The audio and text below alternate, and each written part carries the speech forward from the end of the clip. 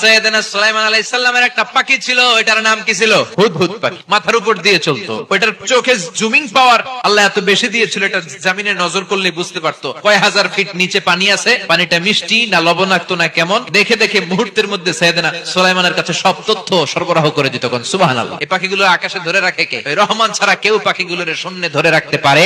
কত শত আয়াতে যে আল্লাহ পাখির কথা বলেছেন হিসাব নাই। এই পাখি নিয়ে গবেষণা করে বিমান বানাইছে, আমরা বানাই নাই। আমরা তো খোঁজাখুঁজিতে ব্যস্ত। উইলবার রাইট আর অরভিল রাইট, এই দুই ভাই 1903 সালে এই বিমান আবিষ্কার করেছে এই আয়াতের উপর গবেষণা করে। আওয়ালাম ইয়ারা ইলা তাইর, ওরা কি পাখি নিয়ে ভাবে না? আমাদের তো ভাবার সময় নাই, আমরা আছি মদ নিয়ে। মুসলমানরা আজ মদ আর নারী নিয়ে ব্যস্ত, আর ইহুদি খ্রিস্টানরা আমাদের সব ঐতিহ্যকে ধারণ করেছে। পাহাড়ে শুয়ে শুয়ে দুই ভাই খালি পাখির ছবি আঁকে, কেমনে পাখিগুলো ডানা ঝাপটা মেরে ওঠে, কেমনে নামে, গবেষণা করতে করতে করতে প্লেন বানায় ফেললো। এজন্য আল্লাহ ডেকে বললেন, গোলাম ওরা কি পাখির দিকে তাকায় না? পাখির দিকে যদি নজর করে একটিবার তাকাতো, নাস্তিক আর নাস্তিক থাকতে পারতো